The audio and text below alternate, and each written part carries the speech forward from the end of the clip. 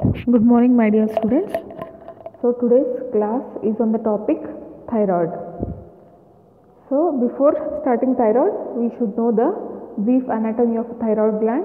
Thyroid is a 2-inch long butterfly shaped gland weighing less than an ounce, and it is located in front of the neck below the larynx or the voice box. So, thyroid releases the hormones called as thyroid hormones, that is T3 and T4. The function of these thyroid hormones is to regulate metabolism, the way the body uses energy, and affect nearly every organ in the body. And also, calcitonin is a hormone which is released from the parafollicular C cells, and it is not considered as thyroid hormone as such, but affects the calcium level in the blood and controls the buildup of calcium in the bones. So, thyroid hormone is the release of thyroid hormones T3, T4 is controlled by the pituitary gland by the release of hormone called as thyroid stimulating hormone. So, TSH. This TSH is released from the pituitary gland and which in turn act on the thyroid to release T3 and T4. So, we have the functional disorders of the thyroid called as hyperthyroidism and hypothyroidism. The term hyperthyroidism is used when the thyroid hormonal levels are increased, and the term hypothyroidism is used when the hormonal levels are low. So, hyperthyroidism is a hypermetabolically state and biochemical state caused by excessive production of thyroid hormones, and the male to female ratio is 1:10. So, that most of the hyperthyroid cases are seen in females. So, causes of this hyperthyroid when the hormones T3, T4 are increased are seen in the following causes. One is called as Graves' disease or diffuse toxic goiter. Then second one is called as multinodular goiter. Third is toxic adenoma. So, these three are the important causes of hyperthyroidism. Then we have struma ovary, congenital causes, thyroiditis or inflammation of the thyroid gland.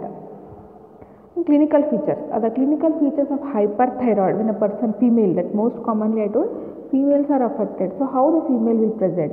The onset of hyperthyroidism will be slow and insidious. Nervousness or irritability, emotional instability, fatigue or muscle weakness, trouble in sleeping. Mainly these are very important. Heat intolerance and hand tremors. Fine tremors in the hand, tachycardia, cardiomegaly and palpitations, frequent bowel movements or diarrhea, weight loss and goiter. Goiter is nothing but enlarged thyroid that may cause neck to look swollen. So, these are the clinical features of the Graves' disease, hyperthyroidism. And skins of these patient is warm, moist and flushed. Just try to see the patient hands, always they will be moist and flushed. And typical eye changes in the form of exophthalmosis is a common feature in Graves' disease. Graves' disease is one of the cause of hyperthyroidism.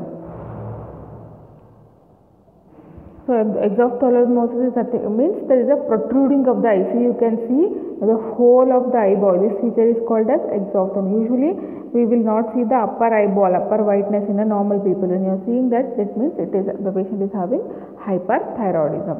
So, when you go for laboratory diagnosis of hyperthyroidism, you can see there is an increased serum T3, T4 level. When serum T3, T4 levels are increased, automatically the TSH level will be decreased.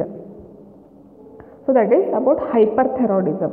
Then, next functional abnormality of the thyroid is called as hypothyroidism. Hypothyroidism, it is a hypometabolic clinical state caused by inadequate production of thyroid hormones for prolonged periods or resistance of peripheral tissue to the effects of hormones.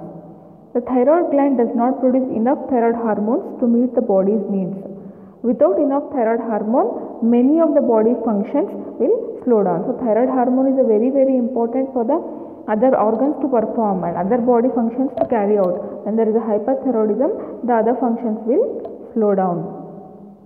So, clinical types, we have two types of hypothyroidism. One is called as cretinism, which is seen mainly in infancy and childhood. Another is called as a myxedema, seen in adults. So, cretinism is nothing but when the infancy and childhood age category are suffering from hypothyroidism. Some babies are born with a thyroid that is not fully developed and does not function properly. So automatically T3 and T4 will be low in such cases. So if untreated, this congenital hypothyroidism can lead to mental retardation and growth failure, because the thyroid hormones are very, very important for growth of the other organs of the body, like growth of the kidney, growth of the brain, growth of liver, lung, everything. Thyroid hormones are very, very important.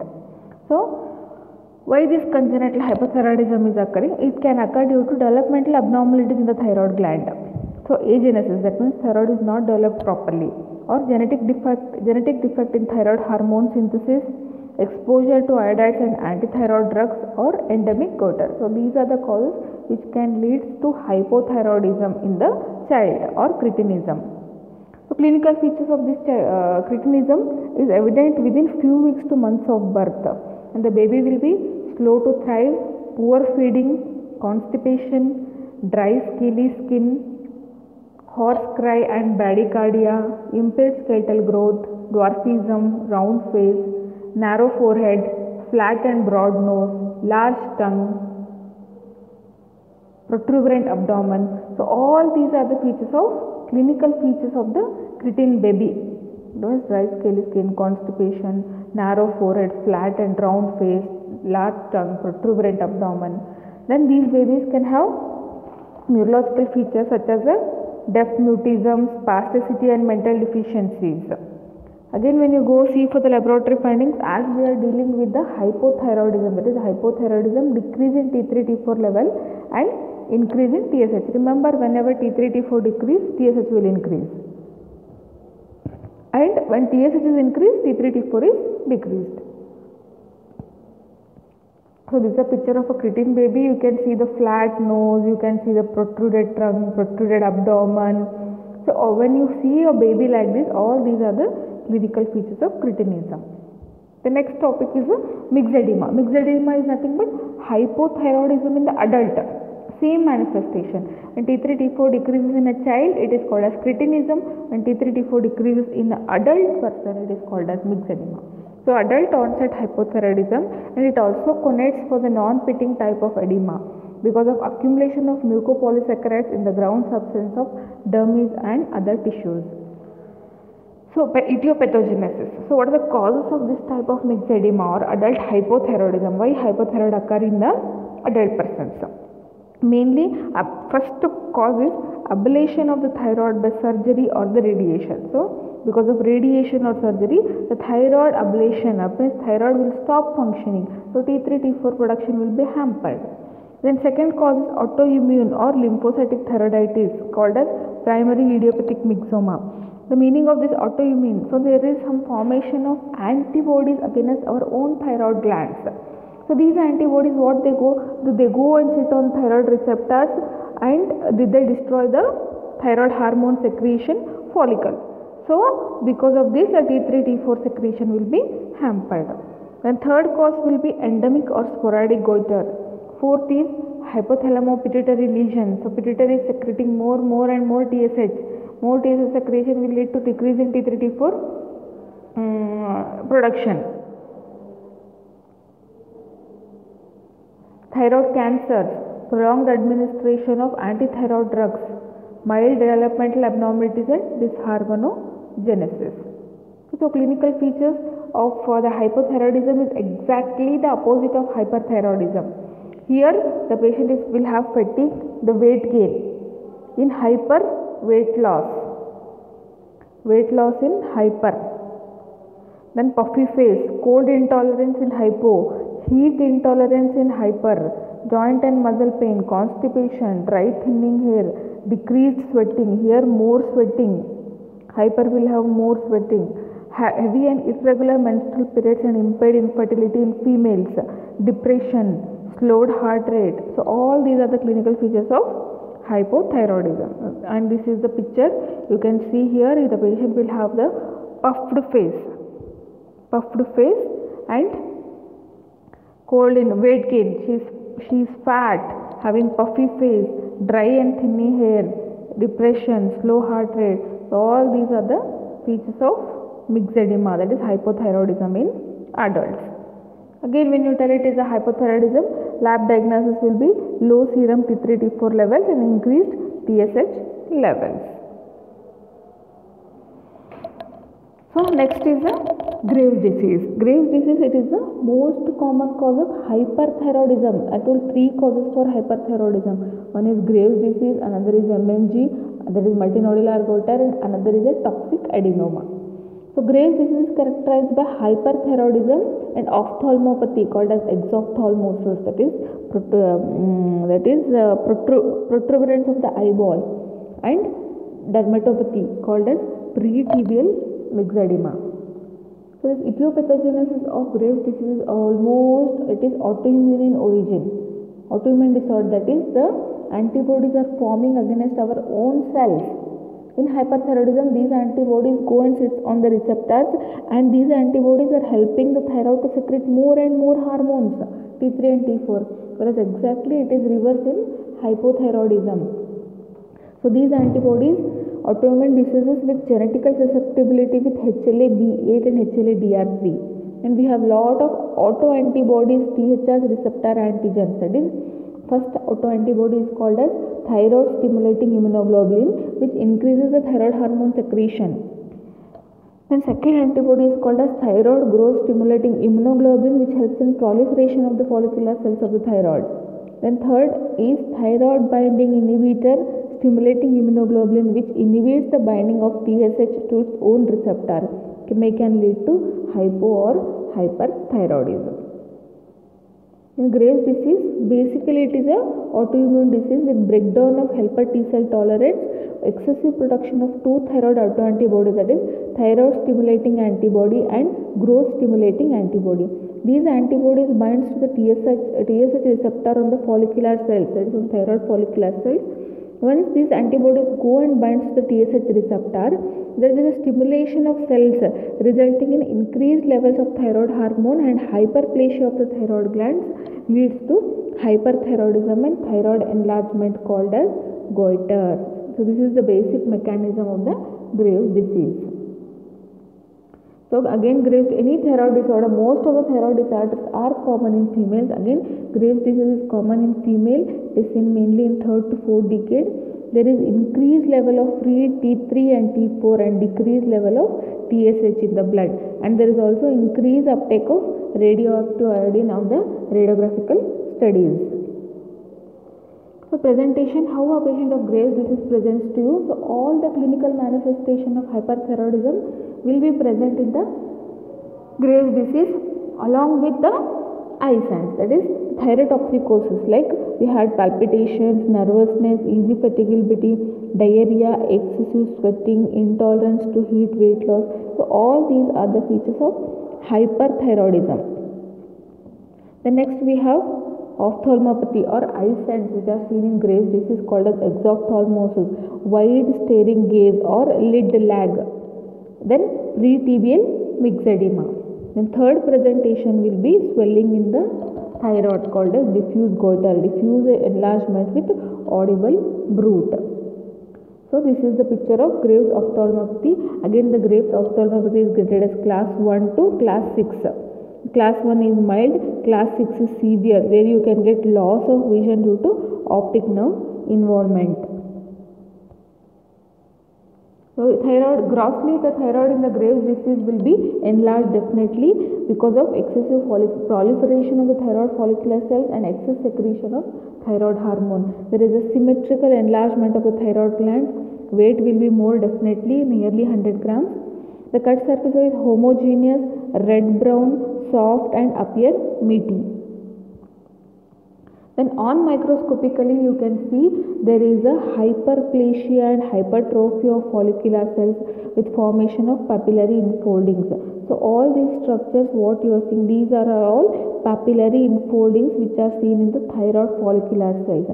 And this is the pink material is called as colloid, which are present inside the follicles. There will be a decreased colloid and watery, light staining and finely vacuolated colloid can be seen. There is also increased vascularity and infiltration of lymphoid cells are seen in the stroma, that means adjacent to the thyroid follicle cells, you can see there is an increased vascularity and infiltration of lymphoid follicles. So 3 points are very, very important. First one, hypertrophy and hyperplasia forming the papillary enfoldings. Second is a decreased colloid. Third is increased vascularity and infiltration of lymphoid cells. The meaning of goiter. Goiter is nothing but enlargement of the thyroid gland. It can be enlarged due to neoplasty, that means cancerous or non-cancerous conditions. So hypertrophy and hyperplasia of follicular cells due to deficiency of thyroid hormones can also lead to goiter. Whenever there is a goiter, the patient can have even euthyroid state, that is, he may not be hyper, he may not be hypo. So the causes of goiter will be diffuse non-toxic goiter and multinodular goiter. And the pathogenesis of goiter is, that is, a swelling in the thyroid gland occurs due to, it reflects the impaired synthesis of thyroid hormones, most often caused by iodine deficiency or goitrogens. Whenever there is this impairment leads to compensatory increase in TSH levels. When there is an increase in TSH level, when the thyroid hormone is low, there is increase in TSH level. This increase in TSH level leads to hypertrophy and hyperplasia and involution of the follicular cells. Hyperplasia and hypertrophy lead to gross enlargement of the gland called as diffuse goiter. Repeated hyperplasia and involution will lead to multinodular goiter. Once there is hyperplasia and hypertrophy, it leads to one single swelling called as a diffuse nodular goiter. When the same thing happens, hyperplasia and then involution, hyperplasia and involution, if this process continues, it leads to a type of goiter called as multinodular goiter. And the degree of enlargement is proportional to the level and duration. So this first one is diffuse non-toxic goiter. Non-toxic goiter is just the enlargement of the thyroid gland. Goiter or colloid goiter. Euthyroid state. Non-toxic means not hyper. There is no hyperthyroidism nor hypothyroidism. It is just a euthyroid. That means the thyroid hormones are in balanced state. Again, it is seen in females, puberty or in adolescence. And this type of diffuse non-toxic goiter is classified as endemic and sporadic. Endemic means particular location. Sporadic is worldwide.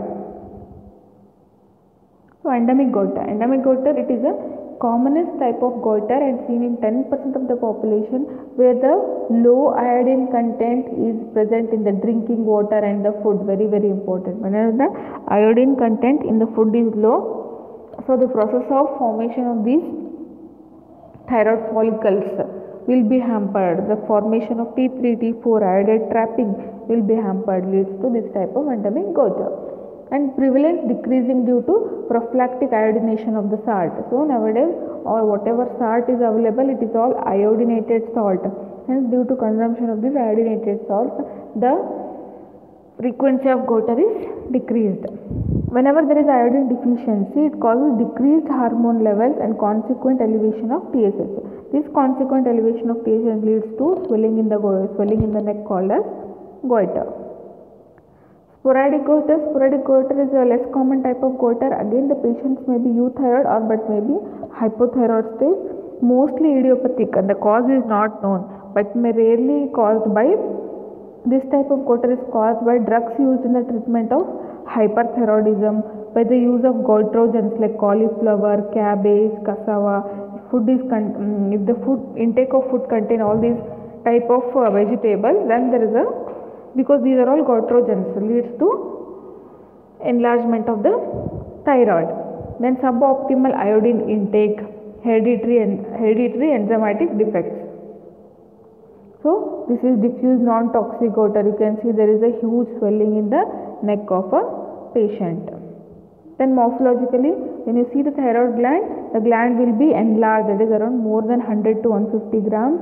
Symmetric and diffuse. Symmetric means thyroid will have two lobes. So both the lobes are enlarged equally, and diffuse. When you cut and see, you can see gelatinous and translucent appearance. And in microscopic, you have two stages. One is called as hypoplastic stage, second is called as involutory stage. In hypoplastic stage, you can see tall columnar cells showing papillary enfoldings and formation of new follicles. Whereas in involutory stage, you can see large follicles distended by colloid and lined by flattened follicular epithelial cell. So this is a gross picture of a diffuse non-toxic or colloid goiter. This is a normal thyroid. This what you are seeing is a normal thyroid, and this round is a collection of the colloid. That is, colloid is a material secreted from the thyroid follicular cells. The thyroid gland is enlarged diffusely. Cut sections show lobules of translucent gelatinous light brown parenchyma and areas of hemorrhage. When you see under the microscopy, you can see these are thyroid follicle cells lined by flattened or tall columnar epithelial cells. Hyperplastic stage and involutory stage will be little cuboidal in color, only one single lining. Here the lining will have columnar. Then next type of goiter is called as multinodular goiter or adenomatous goiter. So multinodular goiter is nothing but it is a complication of simple goiter. So, all long-standing diffuse endemic or sporadic goiter may eventually convert to multinodular goiter. Recurrent episodes of hyperplasia and involution leads to irregular enlargement of the thyroid gland, forming multiple nodules, and causes most extreme enlargement and be mistaken for the cancer. So this is not a cancer, it is a benign tumor benign condition occurring in the thyroid. So may arise due to variable response of follicular cells to external stimulus such as the trophic hormones. With uneven follicular hyperplasia, generation of new follicles and uneven accumulation of colloid, increased tension and stress, rupture of follicle and vessels leads to hemorrhage, scarring and calcification, and gives rise to nodularity in the thyroid gland. Again, females are most commonly affected. Old age, because repeated episodes of simple goiter leads to multinodular goiter, hence it takes a little more time chronic. And the thyroid status, most of them they are euthyroid but maybe hypo or hyperthyroid. So this is a clinical picture of multinodular goiter. 1, 2, 3. See, such a big thyroid she has developed, and she is an old lady. So most of the multinodular goiters are seen in old age people. Grossly you can see this is a thyroid showing multiple white nodules. When you see the organ asymmetric enlargement, 100 to 500 grams, half to 1 kg it can become. Multinodular with poor encapsulation, hemorrhage, calcification, fibrosis and cystic degenerations. All these are the gross findings of a thyroid. See, when you cut the thyroid and see, you can see multiple round nodularities. Multiple nodularity is called as multinodularity, and the tumor is poorly capsulated, incomplete capsulation. Capsulation is the covering of the tumor or covering of the growth. Then we can see some type of hemorrhages and scarring.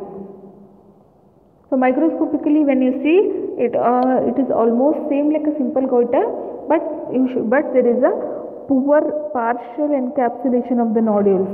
Numerous follicles of varying in size, recent hemorrhages, hemosiderin and cholesterol crystals are present, fibrous scarring with calcification, cystic degeneration in the dominant nodule. So these are the thyroid follicles. This is a big follicle, small follicle.